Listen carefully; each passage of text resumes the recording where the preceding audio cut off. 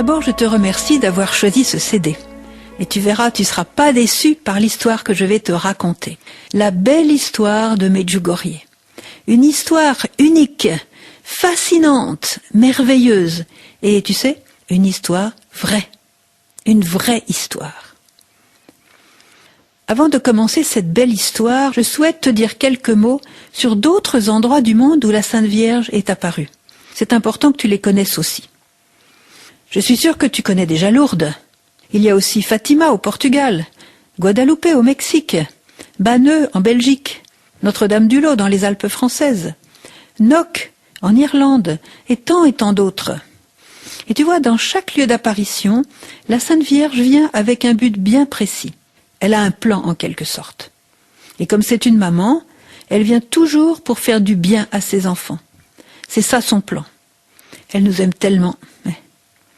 Elle veut nous aider à devenir meilleurs, elle veut nous consoler de nos peines, elle nous parle de Jésus, elle nous aide à l'aimer davantage, elle nous instruit, elle nous invite à vivre comme Dieu aime que nous vivions, tu vois. En un mot, les venues de notre Mère du Ciel sur la terre sont un grand cadeau pour nous tous. Je te donne quelques exemples. Quand elle est apparue à Sainte-Catherine-Labourée rue du Bac à Paris, tu sais ce qu'elle lui a donné ? Allez, réfléchis bien, ça ne m'étonnerait pas que tu saches déjà. C'est la médaille miraculeuse. Et là, rue du Bac, Marie nous a demandé de porter cette médaille, de porter sur nous, comme signe que nous nous mettons vraiment sous sa protection maternelle. Et si tu savais combien de miracles de protection ont eu lieu grâce à cette médaille. Tiens, voilà un autre exemple. La Vierge de Guadalupe au Mexique. Tu sais que grâce à son apparition et à ses messages, il y a des milliers et des milliers d'Aztèques, c'est les gens de là-bas, qui ont reçu le baptême et qui sont devenus chrétiens alors qu'ils ne connaissaient même pas Jésus. Et à Lourdes, est-ce que tu as déjà vu les photos de tous les malades qui vont là-bas ? C'est impressionnant, hein ? Marie les attend pour les consoler, pour les réconforter et même parfois les guérir. Et regarde, Fatima au Portugal.